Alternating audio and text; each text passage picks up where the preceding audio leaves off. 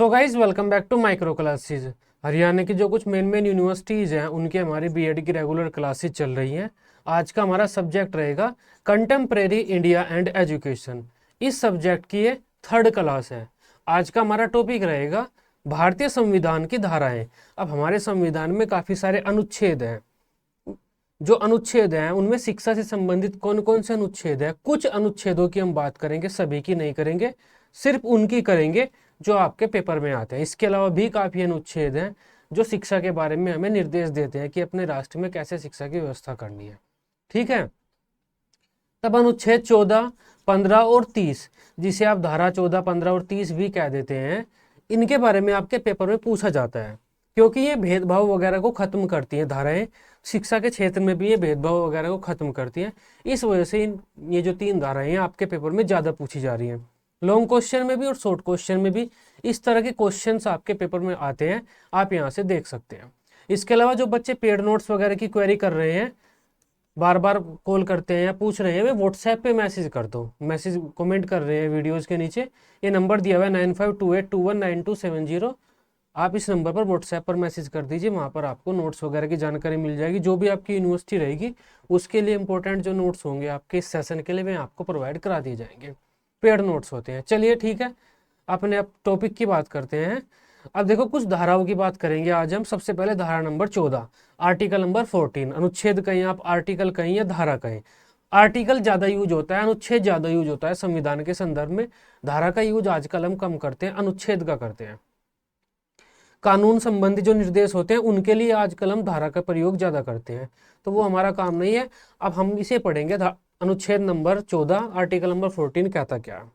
देखो, article number 14 भेदभाव को खत्म करता है। जो हमारे समाज में भेदभाव है, किसकी दृष्टि में? कानून की दृष्टि में। हमारी सरकारों ने कानून व्यवस्था बनाई हुई है, पुलिस वगैरह है, अपने एक राज्य जगह कानून होता है हमारा। उस कानून के तहत चोरी करता है कोई, सबको सजा दी जाती है। कोई किसी को परेशान करता है तो उससे, उस परेशानी से बचाया जाता है। तो कानून की नज़र में सब समान है। अनुच्छेद नंबर 14 ये कहता है, अगर एक लाइन में मैं बताऊं तो कानून की नज़र में सब समान है। कानून कभी भी किसी भी नागरिक में भेदभाव नहीं करेगा। ऐसा नहीं होगा भारत में कि जो अमीर लोग हैं उनके लिए तो कानून अलग होगा, गरीबों के लिए कानून अलग होगा। अगर एक गरीब के घर में चोरी हो रही है और एक अमीर के घर में चोरी हो रही है, तो पुलिस अमीर के घर में जाएगी, गरीब को ऐसे ही छोड़ देगी या उसके घर में बाद में आएगी। ऐसा नहीं होगा, दोनों के घर में एक साथ जाएगी, एक टोली यहाँ, एक टीम यहाँ पे। आ रही है बात समझ में? तो जो हमारा कानून है, कानून व्यवस्था है, उसकी नज़र में हर नागरिक हमारा समान है। नागरिकों में हम कोई भेदभाव नहीं करेंगे, ये आर्टिकल नंबर 14 कहता है। समझ में आई बात?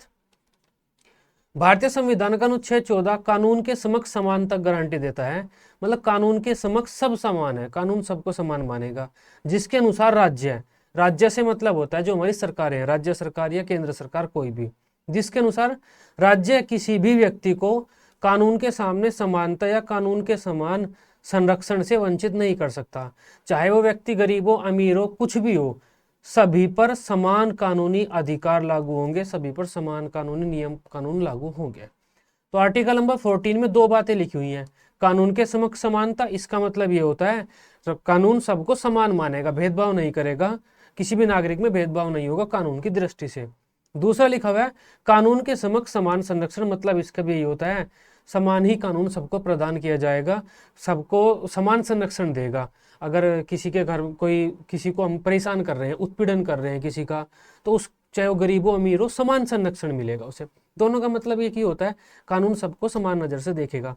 अगर इस बात को हम शिक्षा के क्षेत्र में लागू करें, आर्टिकल नंबर 14 में जो ये बात लिखी हुई है, इसे अगर हम शिक्षा के क्षेत्र में लागू करें तो इस तरह से कर सकते हैं कि शिक्षा की दृष्टि से सब बच्चों को हम समान सुविधाएं प्रदान करेंगे, सब बच्चों को समान मानेंगे। शिक्षा के क्षेत्र में इसे ऐसे लागू कर सकते हैं, क्योंकि पेपर में आपके आ जाता है शिक्षा के संदर्भ में आर्टिकल नंबर 14 का वर्णन कीजिए, तो आर्टिकल नंबर 14 के बारे में थोड़ा सा लिखो। फिर शिक्षा के क्षेत्र में हम इसे ऐसे लागू कर सकते हैं कि शिक्षा के क्षेत्र में जब हम किसी को शिक्षा प्रदान कर रहे हैं, उसके साथ हम कोई भेदभाव नहीं करेंगे। जो भी हमारे नियम कानून मान्यताएं, सरकार जो नीतियां बनाएगी शिक्षा से संबंधित, वे सब पर समान लागू होंगी, चाहे उनकी पृष्ठभूमि कुछ भी हो, गरीब हो, अमीर हो, जाति कुछ भी हो, हम किसी भी तहत पर कोई भेदभाव नहीं करेंगे। ये आर्टिकल नंबर 14 था। आई होप इसे आप समझ पाए होंगे। अब आर्टिकल नंबर 15 की बात करते हैं, ये लॉन्ग में आ जाता है, इसको थोड़ा सा और एक्सप्लेन कर दूंगा मैं क्योंकि ये लॉन्ग में आ जाता है, अदरवाइज आसानी से भी आप इसे लिखना चाहे लिख सकते हैं। आर्टिकल नंबर 15 तो बहुत आसान है। आर्टिकल नंबर 15 कहता है जो हमारा राज्य है, राज्य मतलब वही राज्य सरकार, केंद्र सरकार जो है, किसी भी नागरिक में किसी भी तहत कोई भेदभाव नहीं करेगा, कोई भी भेदभाव नहीं होगा। आर्टिकल नंबर 15 हमारे देश में से भेदभाव को हटाता है, जातिवाद, ऊंच नीच, धर्म, भाषा, इसके आधार पर कितने सारे भेदभाव हमारे समाज में व्याप्त है कि तुम्हारी जाति ये मेरी है, तुम्हारा धर्म ये मेरा धर्म ये है, तुम्हारा वर्ग ये मेरा वर्ग ये है, या तुम्हारी भाषा ये है मेरी भाषा ये है, तुम्हारा संस्कृति रहन सहन इस तरह है, तो मिट्टी गरीबों की तरह रहते हो, मैं मेरा संस्कृति रहन सहन ऐसा है, तो भेदभाव है ना हमारे समाज में। तो आर्टिकल नंबर 15 उन भेदभावों को खत्म करता है। आर्टिकल नंबर 15 ये कहता है कि राज्य किसी भी स्तर पर कैसे भी किसी भी तहत कोई भी भेदभाव नहीं करेगा नागरिकों में, मतलब नागरिकों के बीच कोई भी भेदभाव नहीं रहेगा हमारे समाज में, ये कहता है आर्टिकल नंबर 15। संविधान का जो अनुच्छेद 15 है वो नागरिकों को धर्म, उनका जो वंश है, जाति, लिंग, उनका जन्म स्थान है, भाषा, संस्कृति, कुछ भी है, उनके साथ भेदभाव करने से रोकता है। कोई भी उनके नागरिकों के साथ भेदभाव नहीं करेगा किसी भी स्तर पर। और आर्टिकल नंबर 15 ये सुनिश्चित करता है कि राज्य सभी नागरिकों के साथ समान व्यवहार करेगा, चाहे उनकी पृष्ठभूमि कुछ भी हो। इसके अलावा सकारात्मक कार्यवाही के माध्यम से महिलाओं, बच्चों और आर्थिक रूप से कमजोर वर्गों को विशेष छूट भी दे सकते हैं। आर्टिकल नंबर 15 में देखो दोनों बातें लिखी हुई हैं, इसी वजह से इसके काफी सारे खंड है, वे खंड भी हम पढ़ेंगे। आर्टिकल नंबर 15 ये कहता है कभी भी किसी भी तहत, किसी भी आधार के तहत किसी भी नागरिक के साथ भेदभाव नहीं किया जा सकता, लेकिन समानता बनाए रखने के लिए हम विशेष नागरिकों को कुछ सुविधाएं प्रदान कर सकते हैं। देखो, अगर मैंने एक बात कह दी कि राज्य या सरकारें नागरिकों के बीच भेदभाव नहीं करेंगी, लेकिन मैं एससी कैटेगरी वाले बच्चों की शिक्षा तो फ्री कर रहा हूं और जनरल कैटेगरी वाले बच्चों को पैसे देना पड़ रहा है, लाखों रुपए देने पड़ रहे हैं, वहीं ये भेदभाव तो हुआ ना, ये राज्य की दृष्टि में तो ये भेदभाव ही हुआ ना, एक को मैं पैसे दे रहा हूँ एक को नहीं दे रहा, ये भेदभाव हुआ। लेकिन ये आर्टिकल नंबर अनुच्छेद ये कहता है कि हम भेदभाव नहीं करेंगे, लेकिन वो समानता लाने के लिए कुछ विशेष वर्गों को हम सुविधाएं प्रदान कर सकते हैं, जैसे महिलाओं को, बच्चों को, या जो पिछड़ी जाति जनजाति वगैरह है उन्हें, जिससे कि वो समानता बनी रहे हमारे समाज में। तो आर्टिकल नंबर 15 में ये दो बातें लिखी हुई हैं। पहली बात यह है, राज्य अपने नागरिकों को शिक्षा देने में समानता अपनाएगा। दूसरे शब्दों में, राज्य सभी नागरिक शिक्षा प्राप्त करने का समान अधिकार रखते हैं। तो देखो, शिक्षा के बारे में अगर इस अनुच्छेद नंबर 15 से हम कुछ निचोड़ निकाले, अनुच्छेद नंबर 15 जो है उसका शैक्षिक अर्थ क्या निकलता है, अगर वो निकाले हम, तो पहला तो ये निकल जाता है, राज्य किसी भी परिस्थिति में बच्चों को शिक्षा देने में कोई भेदभाव नहीं करेगा, समान अवसर सबको दिए जाएंगे।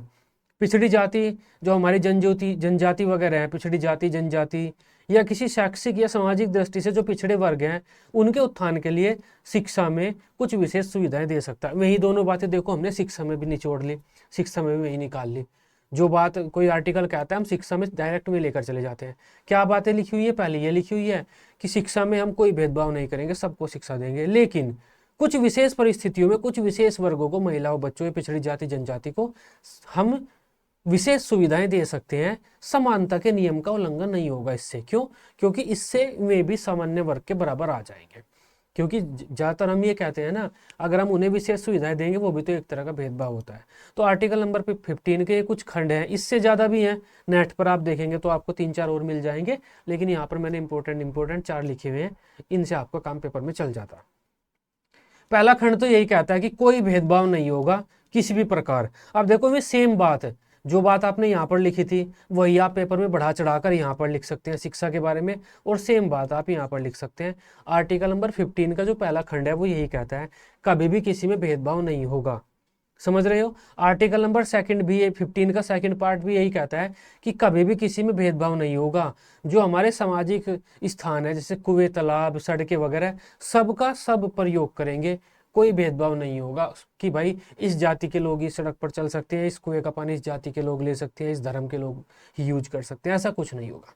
आर्टिकल नंबर 15 का तीसरा भाग क्या कहता है? देखो, ये बात वही इसके थोड़ा सा विरोधी हो जाती है कि स्त्री और बच्चों को विशेष प्रावधान हम दे सकते हैं, ऐसा समानता के नियम का उल्लंघन नहीं होता। वो सेकंड वाली बात आ गई। और यहाँ पर भी यही लिखा हुआ है, ये देखो कि सामाजिक व शैक्षिक रूप से पिछड़े वर्ग जो हैं उनके नागरिकों के उत्थान के लिए राज्य विशेष प्रावधान कर सकता है, उसे रोका नहीं जा सकता। राज्य अगर सरकारें वगैरह चाहें तो जो SC ST वाले हैं उनके लिए विशेष सुविधाएं दे सकते हैं, उन्हें उन्हें रोका नहीं जा सकता। तो ये हैं वे आर्टिकल जिनके तहत जो SC ST वगैरह, महिलाओं को भी 33% आरक्षण मिला हुआ है, स्त्रियों को भी। तो जो राज्य हैं वे निर्देश करते हैं, इन आर्टिकलों के तहत करते हैं। और वे ये कहते हैं कि संविधान में लिखा हुआ है अगर हम इनके लिए कोई विशेष सुविधाएं प्रदान करते हैं, जैसे दिल्ली सरकार ने किया था, महिलाओं के लिए फ्री कर दी थी बस, पुरुषों के लिए तो नहीं की। क्यों नहीं की? क्योंकि बच्चों और स्त्रियों को विशेष प्रावधान दे सकती है, पुरुषों को नहीं दे सकती, तो वे संविधान के नियम के तहत करते हैं। चलिए अब आर्टिकल नंबर 30 की बात कर लेते हैं। आर्टिकल नंबर 30 ये कहता है जो हमारी पिछड़ी जाति जनजाति हैं वे अपने विद्यालय बना सकती हैं, हम उन्हें उनके विद्यालय खोलने से रोका नहीं जा सकता। क्योंकि आर्टिकल नंबर 15 ने यह कह दिया था कि कोई भी भेदभाव नहीं होगा। इस वजह से अगर जो हमारे SC कैटेगरी वाले बच्चे हैं या कोई विशेष धर्म वाले या विशेष जाति वाले व्यक्ति हैं, वे चाहें हम बस अपनी जाति या अपनी कैटेगरी के लिए एक अलग से स्कूल खोले तो वे खोल सकते हैं। आर्टिकल नंबर 30 उन्हें ये सुविधा प्रदान करता है और राज्यों को भी ये सुविधा प्रदान करता है आर्टिकल नंबर 30 कि वे जो स्पेशल स्कूल हैं उन्हें मान्यता दे और उन्हें आर्थिक सहायता भी दे, भेदभाव वगैरह राज्य उनके साथ नहीं करेगा। ये इसमें आर्टिकल नंबर 30 में लिखा हुआ है। तो आर्टिकल नंबर 30 क्या कहता है? सांस्कृतिक या शिक्षा संबंधी अधिकार उनमें से एक है। तो आर्टिकल नंबर 30 में देखो ये 2 पॉइंट लिखे हुए, दोनों के बारे में बताता हूँ मैं। भाषाई और धार्मिक अल्पसंख्यकों को उनकी पसंद के शैक्षणिक संस्थानों की स्थापना से रोका नहीं जा सकता, उन्हें इसका मौलिक अधिकार है। जो अल्पसंख्यक वगैरह हैं, भाषा से या धर्म से पिछड़ गए हैं, अगर वे अपने लिए विशेष संस्थाओं का निर्माण करना चाहें या अपनी पसंद की संस्थाओं का निर्माण करना चाहे कहीं पर, वे कर सकते हैं। सरकार उन्हें रोकेगी नहीं कि भाई ऐसे तो तुम भेदभाव बढ़ाओगे, इसका धर्म वाले अलग स्कूल, तुम धर्म वाले अलग स्कूल, भेदभाव बढ़ जाएगा, लेकिन सरकार नहीं रोक सकते।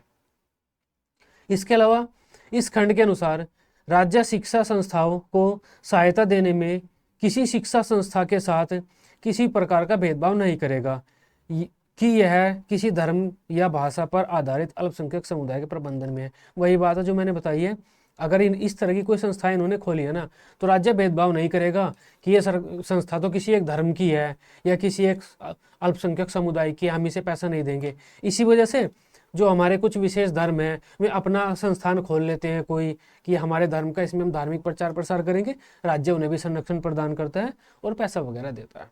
तो ये हमारे कुछ अनुच्छेद थे, आई होप आप इन्हें समझ पाए होंगे। देखो 14-15 ये शॉर्ट में आया हुआ है, ये 14-15 लॉन्ग में आया हुआ है। तो 14 के बारे में आप 15 के बारे में लिख सकते हैं। ये 15/30 शॉर्ट में आया है, तो इस क्योंकि ये 15 देखो लॉन्ग में आया हुआ है, तो 15 के बारे में 15 अच्छा आर्टिकल है, बड़ा आर्टिकल है, तो उससे मैंने थोड़ा सा और एक्सप्लेन कर दिया। समझ में आई बात? तो हमारा कानून किसी के साथ कोई भेदभाव नहीं करेगा, आर्टिकल नंबर 14।